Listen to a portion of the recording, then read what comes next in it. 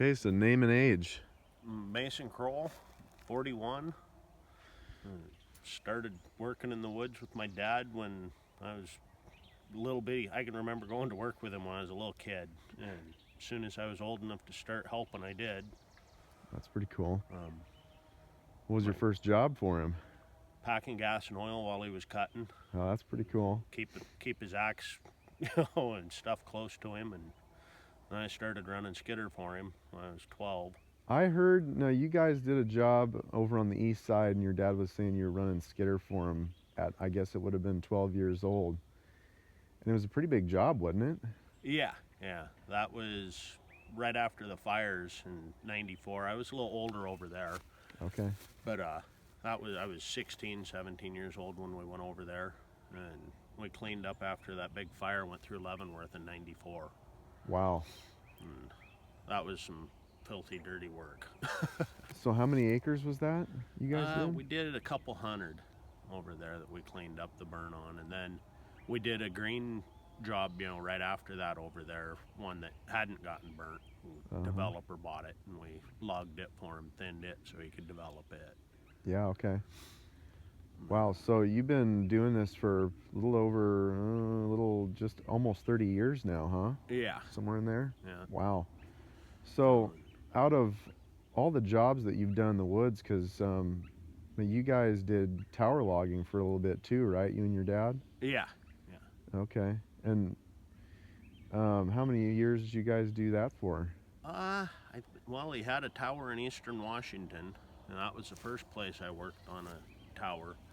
We did that for probably up through 2006. Okay. So like '98, I think he bought the tower. So 8 years with the tower there, and then he got hurt and he quit. And I went to work for a couple of tower companies and did that for a few years before I partnered up with a couple of guys and started out on my own. Yeah, okay. So how long have you been a business owner then? I put my business together in 2011. Okay. It was when I got my own and didn't have partners. So really, you've done pretty much every job there is to do out in the woods. Yeah, at one point in time or another I have. And out of all of them, what would you say would be the most fun out of those jobs that you've done? Pulling rigging under a tower is a lot of, I enjoyed that a lot. But running skidder was probably the most fun. Just make the landing man hate you. And what kind of skidder were you on most of the time? Grapple John Deere. Okay. Is that like one of the smaller ones, like a 540, or was it? No, 740s. Oh, big boy. Yeah, we run those. And, okay. We like the older style ones instead of the newer ones with the computer. I know how to work on them. Yeah, I hear you. So, and then you've got a tower of your own now that you'll employ once in a while if you need to. Yeah. I bought an 071 and bought a Eagle 4 carriage, and the way we've been doing it, I just keep it, small jobs that I can do with just my dad and me, and keep the cost down because I can't afford L&I on. I can't afford to hire people. Yeah, certainly. And then so you get to go out and you'll hook, and then you'll pull rigging under the tower and all that, and it works out good. And yeah, it's slow, but it works on smaller jobs. It's a niche type thing. I don't want to go out. I'm not gonna try to go and move. High production. It's just not in it for me. So the cost. You just trading money. Yeah, certainly. I'd rather do smaller scale and get to keep more of the money. Yeah. That's why I'm doing a job like I'm doing here. I'm taking these trees down. I've got to go and climb a few of these and take down in pieces. But yeah, I see these two up here in the corner there. So, something else I was curious about too is what was your scariest experience you can think of in the woods? We had whistle failure for the first company I went to work for after my dad got hurt. And we were working right along a real steep bank.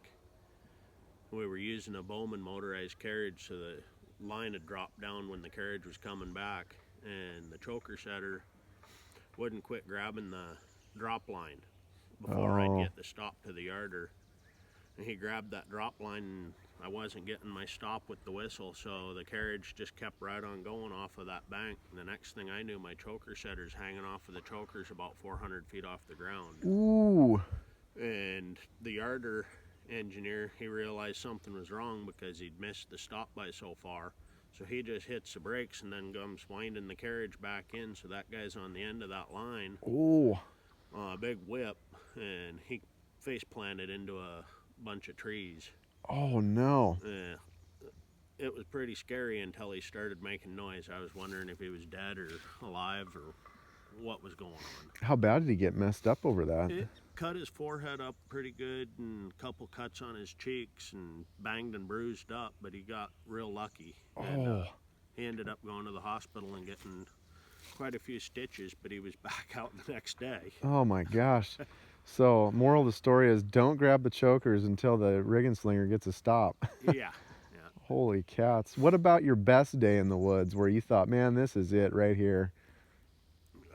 Pretty much any day when the weather's, cooler, like in the winter, and it's just I like doing this. Cutting, I guess probably my favorite was when I was cutting for tower company, high lead sides. Be up there all by just you and another guy cutting, and just peaceful, out there just dumping the trees before anything else gets in there and starts making noise. Yeah, that's cool. And something I'm curious about is, being that you've come from working as an employee to owning your own business, seeing the rise and the fall in the market and all that stuff. What's your outlook on the timber industry and kind of where we're at right now? I mean, we're kind of in a little bit of a lull with the market. It's kind of soft because of the China and all that stuff. And I mean, what's your look on things? Well, the way I see it, a lot of the guys are saying how terrible the markets are and, oh, it's bad. And I'm looking at it like I really started buying logging equipment and getting into this pretty heavy here about 4 years ago. I was mostly smaller scale. 4 years ago, the prices were worse than they are right now when I started making a big push to get into this. So Yeah. I'm thinking, it's not the end of the world. It'll bounce back. Yeah. And we have ups and downs with it. And yeah, certainly. you gotta take the good with the bad. Yeah, that's it. Well, cool. And you're busy. You got to get back to what you're doing. But one last thing is, if you had something to impart on a young person that maybe wants to start in the woods, what would you have to say to them? If you're interested in working hard and having a job that's fulfilling, that you enjoy, if you want to work outside, there isn't a better job. Yeah. And you can move up. All you gotta do is work hard, and any company will move you up through the ranks. Yeah. That's it. Okay, well, Mason, I'll let you get back to work. Thanks for taking the time to talk with me. You're welcome.